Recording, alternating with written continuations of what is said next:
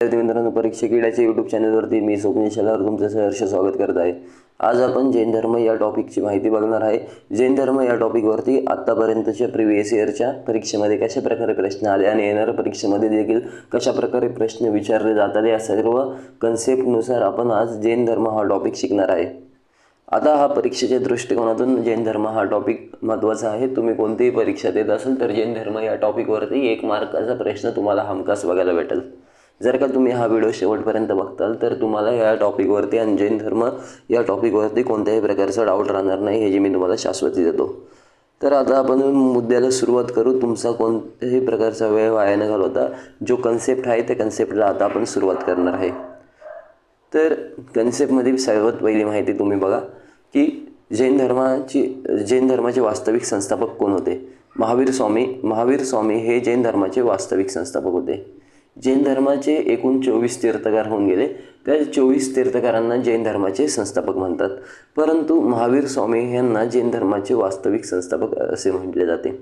आता पुढचा मुद्दा बघा, जैन शब्दाची निर्मिती कोणत्या शब्दापासून झाली तर जीन शब्दापासून। जीन या शब्दापासून जैन शब्दाची निर्मिती झालेली आहे आणि जैन शब्दाचा शाब्दिक अर्थ काय होतो तर विजेता। जैन शब्दाचा शाब्दिक अर्थ काय होतो तर विजेता। ज्यांनी आपल्या संपूर्ण इंद्रियावरती अवयवावरती विजय मिळवला त्यासाठी जैन हा शब्द उच्चारला जातो। पुढचा मुद्दा बघा, जैन धर्माचे संस्थापक तीर्थकार म्हणजे जे एकूण 24 तीर्थकार होऊन गेले त्यांना जैन धर्माचे संस्थापक असे म्हणतात। पुढचा मुद्दा बघा, एकूण जैन तीर्थकारांची संख्या किती होती तर 24 होती। एकूण जैन तीर्थकारांची संख्या होती 24। पहिले तीर्थकार होते ऋषभदेव हे जैन धर्माचे प्रथम तीर्थकार होते। ऋषभदेव यांना आदिनाथ असे देखील म्हटले जाते। काय म्हटले जाते? आदिनाथ असे देखील ऋषभदेव यांना म्हटले जाते। ते जैन धर्माचे प्रथम तीर्थकार होते आणि 24व्या क्रमांकाचे जैन धर्माचे तीर्थकार होते, त्यांचे नाव होते वर्धमान महावीर। वर्धमान महावीर हे जैन धर्माचे 24व्या क्रमांकाचे तीर्थकार होते। कितव्या क्रमांकाचे? 24व्या क्रमांकाचे तीर्थकार होते।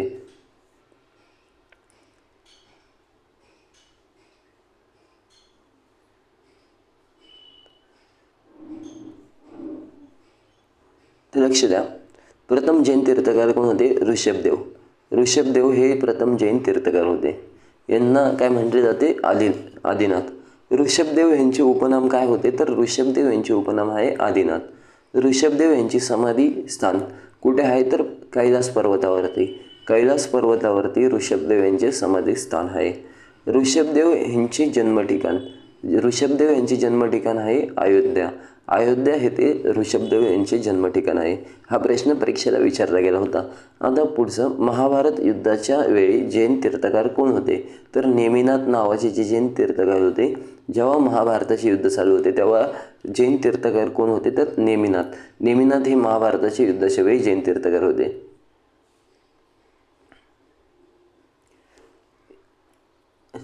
हे लक्षात घ्यायचे तुम्हाला की 11वे जैन तीर्थकार कोण होते? श्रेयसनाथ हे जैन धर्माचे 11वे जैन तीर्थकार होते। श्रेयसनाथ यांचे जन्म ठिकाण कोणते तर सारनाथ हे श्रेयसनाथ यांचे जन्म ठिकाण होते। 23वे तीर्थकार कोण होते जैन धर्माचे तर 23वे तीर्थकार होते पार्श्वनाथ हे जैन धर्माचे 23वे तीर्थकार होते। महावीर स्वामी यांचे जन्म ठिकाण कोणते होते तर कुंडग्राम हे महावीर स्वामी यांचे जन्म ठिकाण होते। वर्धमान महावीर स्वामी यांचे जन्म ठिकाण कोणते होते तर कुंडग्राम हे वर्धमान महावीर स्वामी यांचे जन्म ठिकाण होते। महावीर स्वामी यांच्या वडिलांचे नाव काय होते तर वडिलांचे नाव होते सिद्धार्थ। आता आपण महावीर स्वामी यांचा जीवन परिचय बघत आहे। तर महावीर स्वामी यांच्या वडिलांचे नाव होते सिद्धार्थ। अजून महावीर स्वामी यांचे जन्म ठिकाण होते कुंडग्राम। पुढचा मुद्दा बघा, महावीर स्वामी यांच्या वडिलांचे कुळ कोणते होते तर ज्ञातृक कुळ होते। ज्ञातृक या क्षत्रिय कुलाशी महावीर स्वामी यांचा संबंध होता। महावीर स्वामी यांच्या आईचे नाव काय होते तर त्रिशाला हे महावीर स्वामी यांच्या आईचे नाव होते त्रिशाला। महावीर स्वामी यांच्या आई लिच्छवी गणराजाचा राजा चेटकची बहीण होती। महावीर स्वामी यांची जी आई होती ते लिच्छवी गणराज्याचा जो राजा होता चेटक, त्याची बहीण होती. महावीर स्वामी यांच्या पत्नीचे नाव काय होते, तर महावीर स्वामी यांच्या पत्नीचे नाव होते प्रियदर्शना. प्रियदर्शना हे महावीर स्वामी यांच्या पत्नीचे नाव होते. महावीर स्वामी यांच्या जावयाचे नाव काय होते, तर जमाली. जमाली हे महावीर स्वामी यांच्या जावयाचे नाव होते. महावीर स्वामी आणि त्यांचा जावई जमाली यांनी सोबत विपश्यनेला आपलं ध्यान साधनेला सुरुवात केली होती. आणि नंतरून हे जमाली आहे यांचे महावीर स्वामी यांचे प्रथम शिष्य देखील होते. परंतु नंतरच्या काही वेळेनंतर महावीर स्वामी आणि त्यांचा जावई जमाली यांच्यामध्ये मतभेद निर्माण झाले आणि जमालीने आपला एक नवीन पंथ स्थापन केला. त्या पंथाचं नाव आहे बहुरतवाद. बहुरतवाद नावाचा पंथ महावीर स्वामी यांचे जावई जमाली यांनी सुरू केला. आता पुढचा मुद्दा तुम्हाला बघायचा आहे, महावीर स्वामी यांचे जन्मवर्ष. महावीर स्वामी यांचा जन्म इसवी पूर्व 540 या वर्षी झाला.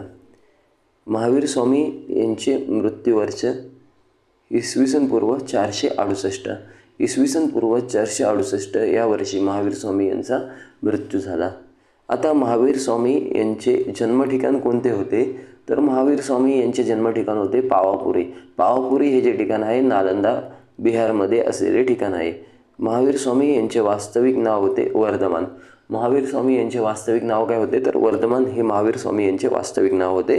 आणि महावीर स्वामी यांनी जेव्हा संन्यास घेतला तेव्हा महावीर स्वामी यांचे वय किती होते, तर 30 वर्ष. महावीर स्वामींचे संन्यास घेत्यावेळी वय किती होते, तर 30 वर्ष. गौतम बुद्धांचे संन्यास घेत्यावेळी वय होते 29 वर्ष. हे तर तुम्हाला लक्षात ठेवायचं आहे. महावीर स्वामी यांनी एकूण 12 वर्ष तपश्चर्या केली. गौतम बुद्ध यांनी एकूण 6 वर्ष तपश्चर्या केली. आता महावीर स्वामी यांच्या भावाचे नाव काय होते, तर नंदीवर्धन. नंदीवर्धन हे महावीर स्वामी यांच्या भावाचे नाव होते. आता महावीर स्वामी यांनी संन्यास घेण्यासाठी परवानगी घेतली. म्हणजे कोणाची परवानगी घेतली, त्यांचे मोठे भाव होते नंदीवर्धन यांची महावीर स्वामी यांनी संन्यास घेण्यासाठी परवानगी घेतली होती. महावीर स्वामी आणि मकलीपुत्त गोशल यांची भेट कोणत्या ठिकाणी झाली होती, तर नालंदा. नालंदा ह्या ठिकाणी महावीर स्वामी आणि मकलीपुत्त गोशल यांची भेट झाली होती. आता मकलीपुत्त गोशल कोण होता, तर मकलीपुत्त गोशल हा होता एक आजीवक संप्रदायाचा संस्थापक होता. हे तुम्हाला लक्षात ठेवायचं आहे. महावीर स्वामी यांच्यासोबत तप करणारी व्यक्ती मकलीपुत्त गोशल. मकलीपुत्त गोशल हा महावीर स्वामी यांच्यासोबत 6 वर्ष तपश्चर्या करतो आणि नंतरून तो आजीवक संप्रदायाची स्थापना करतो. कोणत्या संप्रदायाची स्थापना करतो, आजीवक. आणि एक महत्त्वाची गोष्ट, मौर्य वंशाचा जो बिंदुसार नावाचा जो राजा होता बिंदुसार, तो सुद्धा आजीवक संप्रदायाचा अनुयायी होता. आजीवक संप्रदायाची स्थापना कोणी केली, तर मकलीपुत्त गोशल यांनी आजीवक संप्रदायाची स्थापना केली होती. आता पुढचा मुद्दा बघा, महावीर स्वामी यांना ज्ञानप्राप्ती केव्हा झाली, तर वयाच्या 42व्या वर्षी. ज्ञानप्राप्तीला काय म्हणतात, तर केवल्य हा शब्द आपला जैन धर्मामध्ये ज्ञानप्राप्तीसाठी केवल्य हा शब्द वापरतात. कोणता शब्द वापरतात, तर केवल्य हा शब्द जैन धर्मामध्ये ज्ञानप्राप्तीसाठी वापरला जातो. आता महावीर स्वामी यांनी तपश्चर्या केली. किती वर्ष केली, तर एकूण 12 वर्ष महावीर स्वामी यांनी तपश्चर्या केली होती. महावीर स्वामी यांना ज्ञानप्राप्त झालेले ठिकाण कोणते होते, तर जांबिक ग्राम. जांबिक ग्राम ह्या ठिकाणी महावीर स्वामी यांना ज्ञानप्राप्त झाले होते. बिहारमध्ये जांबिक ग्राम या ठिकाणी महावीर स्वामी यांना ज्ञानप्राप्त झाले होते. महावीर स्वामी यांना कोणत्या नदीच्या किनाऱ्यावर ज्ञानप्राप्त झाले, उत्तर रुजुपालिका नदीच्या किनाऱ्यावरती महावीर स्वामी यांना ज्ञानप्राप्त झाले होते. आता महावीर स्वामी यांना ज्ञानप्राप्त झाले होते रुजुपालिका नदीच्या किनाऱ्यावरती साल वृक्षाच्या झाडाखाली महावीर स्वामी यांना ज्ञानप्राप्त झाले होते. पुढचा मुद्दा बघा, ज्ञानप्राप्तीची अवस्था केवलीन. आता जैन धर्मामध्ये ज्ञानप्राप्तीच्या अवस्थेला काय म्हणतात, तर केवलीन म्हणतात. जैन धर्मामध्ये ज्ञानप्राप्तीच्या अवस्थेला केवलीन म्हणतात आणि बुद्ध धर्मामध्ये ज्ञानप्राप्तीच्या अवस्थेला संबोधी म्हणतात. ठीक आहे. आता महावीर स्वामींना बौद्ध साहित्यामध्ये गंठ्यनाथपुत्र असे म्हटले आहे. महावीर स्वामी यांना बौद्ध साहित्यामध्ये काय म्हटले आहे, तर निघंटनाथपुत्र असे म्हटले आहे. जैन धर्म संबंधित धार्मिक पुस्तक कोणते आहे तर कल्पसूत्र आणि आचारंगसूत्र हे जैन धर्माशी संबंधित असणारे धार्मिक पुस्तक आहेत. महावीर स्वामींचा प्रथम उपदेशाचे ठिकाण कुठे तर विपुलांचल पहाडी येथे राजगृह येथील. आता महावीर स्वामी यांनी प्रथम उपदेश कोणत्या ठिकाणी दिला तर विपुलांचल पहाडी राजगृह या ठिकाणी महावीर स्वामी यांनी प्रथम उपदेश दिला. राजगृह कोणत्या ठिकाणी आहे तर बिहार या ठिकाणी असलेले ठिकाण आहे. बिहार राज्यामधील एक ठिकाण आहे राजगृह. तिथे विपुलांचल पहाडी आहे, तिथे महावीर स्वामी यांनी प्रथम उपदेश दिला होता. महावीर स्वामींनी प्रथम उपदेश ज्या व्यक्तीला दिला त्याचे नाव होते मेघकुमार. मेघकुमार नावाच्या व्यक्तीला महावीर स्वामी यांनी प्रथम उपदेश दिला होता. हे तुम्हाला लक्षात घ्यायचं आहे. तर महावीर स्वामींचे प्रथम शिष्य कोण होते तर जमाली. जमाली हे कोण होते महावीर स्वामी यांचे जावई होते. महावीर स्वामी यांचे जावई होते. हे महावीर स्वामी यांचे प्रथम शिष्य देखील होते. महावीर स्वामी यांची पहिली शिष्या कोण होती तर चंदना नावाची जी महिला होती महावीर स्वामी यांची पहिली शिष्या होती. महावीर स्वामी यांच्या समकालीन शासक तर महावीर स्वामी यांच्या समकालीन कोणकोणते शासक होते तर चेटक होता, हा वैशालीचा राजा होता. बिंबिसार होता, अजातशत्रू होता. उदयन होता आणि चंडप्रय हे महावीर स्वामी यांच्या समकालीन असणारे राजे होते. जैन धर्माची त्रिरत्न देखील परीक्षेला विचारले जातात. तर जैन धर्माचे त्रिरत्न कोणते आहे हे बघा इथं लक्षात घ्यायचे. सम्यक दर्शन, सम्यक ज्ञान आणि सम्यक वाणी हे जैन धर्माचे त्रिरत्न आहेत. आता ऋग्वेदामध्ये ऋषभदेव आणि अरिष्टनेमी यांचा उल्लेख आहे. आता ऋग्वेद या ग्रंथामध्ये कोणत्या दोन जैन तीर्थकारांचा उल्लेख आहे तर ऋषभदेव आणि अरिष्टनेमी या जैन तीर्थकारांचा उल्लेख ऋग्वेद या ग्रंथामध्ये आहे. ऋषभदेवाला विष्णूचा अवतार संबोधले कशामध्ये तर भागवत पुराणमध्ये. भागवत पुराण या ग्रंथामध्ये ऋषभदेवला विष्णूचा अवतार संबोधले आहे. पार्श्वनाथ हे जे प्रथम अनुयायी पत्नी प्रभावती आणि माता वामा.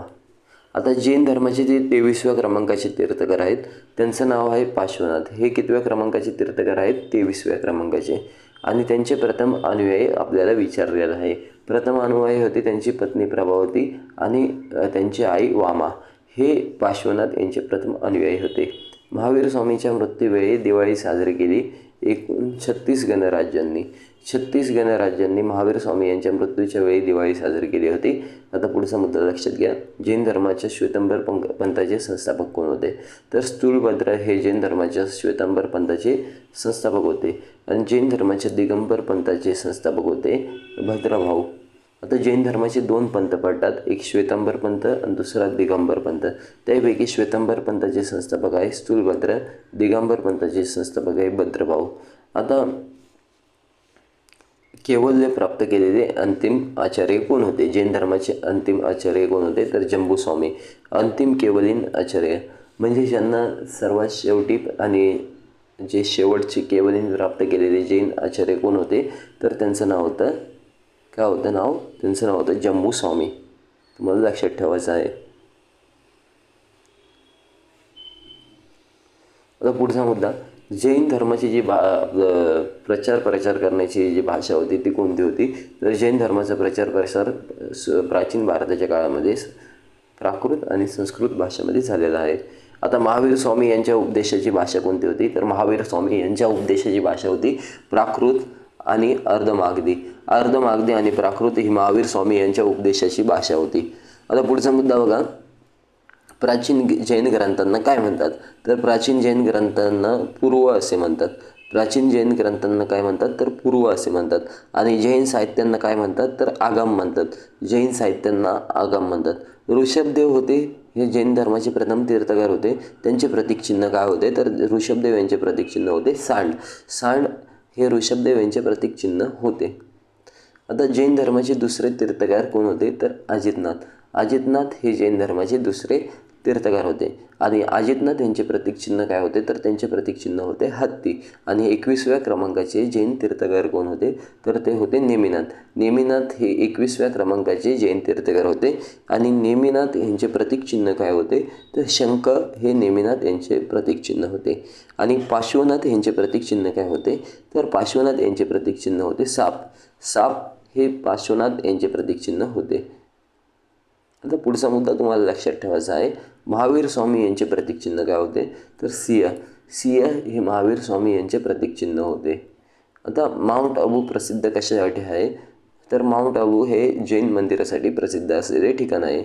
शत्रुंजय पहाडी प्रसिद्ध कशासाठी आहे तर जैन मंदिरासाठी शत्रुंजय पहाडी हे प्रसिद्ध आहे ठिकाण आहे. कल्पसूत्र नावाची ग्रंथाची रचना कोणी केली होती तर भद्रभाऊने जैन ग्रंथ कल्पसूत्राची रचना केली होती. अनेकांत विजय या ग्रंथाची रचना कोणी केली होती तर हरिविजय सुरी यांनी अनेकांत विजय या ग्रंथाची रचना केली होती.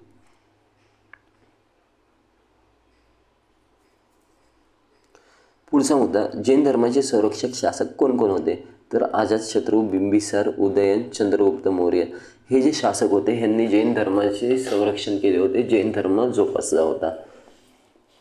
आता उदयगिरीची पहाडी. आता उदयगिरीची पहाडी ही कशासाठी प्रसिद्ध आहे तर इथं जैन धर्माच्या संबंधित असलेल्या गुफा आहेत. तर उदयगिरी पहाडी हे जैन धर्माशी संबंधित आहे. प्रथम जैन संमेलन कधी झाले होते तर इसवी पूर्व 322 या वर्षी पाटलीपुत्र या ठिकाणामध्ये प्रथम जैन संमेलन पार पाडले होते. प्रथम जैन संमेलनाचे अध्यक्ष कोण होते तर स्थूलभद्र. स्थूलभद्र हे प्रथम जैन संमेलनाचे अध्यक्ष होते.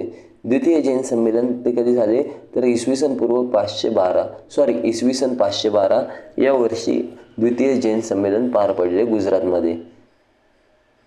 हे तुम्हाला लक्षात घ्यायचे आहे वल्लभी या ठिकाणी. आता द्वितीय जैन संमेलनाचे अध्यक्ष कोण होते देवरधी श्रमाश्रवण हे द्वितीय जैन संमेलनाचे अध्यक्ष होते. जैन धर्माचे अनुसरण करणारा राष्ट्रकूट शासक कोण होता तर अमोघवंश. अमोघवंश हा जैन धर्माचे अनुसरण करणारा राष्ट्रकूट शासक होता. जैन आचार्य जिनसेन ह्याला राजाश्रय दिला. कोणी दिला तर जैन आचार्य जिनसेन याला राजाश्रय दिला मोहम्मद बिन तुगलक याने. मोहम्मद बिन तुगलक याने जैन आचार्य जिनसेन याला राजाश्रय दिला होता. आता पुढचा मुद्दा तुम्हाला लक्षात ठेवायचा आहे. जैन आचार्य हरिविजय सूर्य याला आश्रय कोणी दिला होता तर जैन आचार्य हरिविजय सूर्य याला आश्रय अकबराने दिला होता.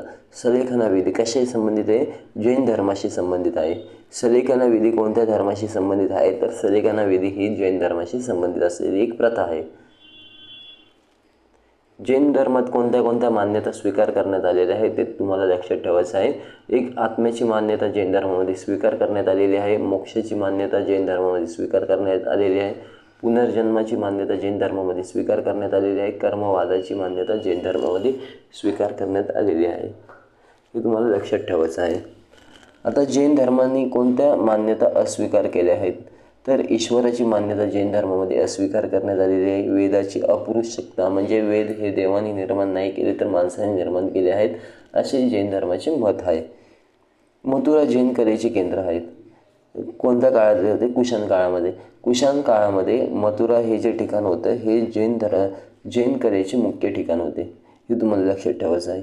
दिलवाडा जैन मंदिराची निर्मिती कोणी केली तर वस्तुपाल आणि तेजपाल ह्या व्यक्तींनी मिळून दिलवाडा जैन मंदिराची निर्मिती केलेली आहे. मला लक्षात ठेवायचं आहे. जैन धर्म संबंधित विचारधारा कोणते कोणते मान्यता आहे अनेकांतवाद आणि सायदवाद आणि नैवाद हे जैन धर्माशी संबंधित असणाऱ्या विचारधारा आहे. हे तुम्हाला लक्षात ठेवायचं आहे. आता पुढचा मुद्दा बघा. ठीक आहे, तर आता इथेच आपण थांबूया. इथपर्यंतच आपण जैन धर्माबद्दल माहिती सविस्तरमध्ये बघितलेली आहे. जर का तुम्हाला हा व्हिडिओ आवडला असेल तर तुम्ही माझ्या चॅनलला लाईक करा, शेअर करा आणि सबस्क्राईब करा. आणि परीक्षा किडा या चॅनलला तुमच्या मित्रापर्यंत नक्की पोचवा. धन्यवाद.